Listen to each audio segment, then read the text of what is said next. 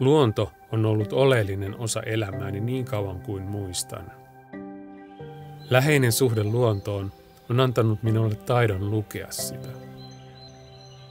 Luonto on aina nivoutunut työhöni videokuvaajana ja graafisena suunnittelijana.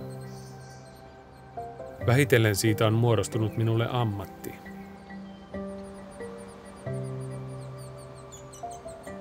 Näyttäviä filmejä voi nykyään tehdä kevyelläkin kalustolla.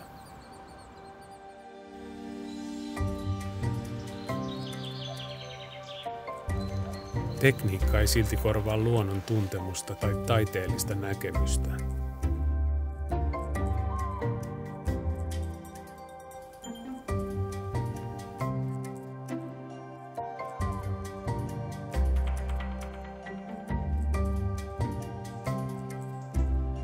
Luontofilmillä saa rikastettua myös yritysvideoita. Yrityksen on hyvä kertoa vastuullisuudesta avoimesti ja rehellisesti. Minäkin haluan, että kuvaamani ja äänittämäni aineisto on aitoa ja suomalaista.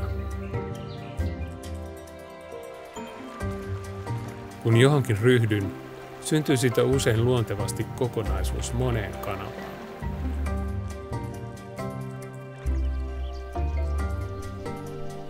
Käsikirjoitus on kaiken A ja O, mutta luontokuvauksessa on tärkeää tehdä nopeita päätöksiä ja improvisoida, jos yllättävä tilanne osuu kohdalle.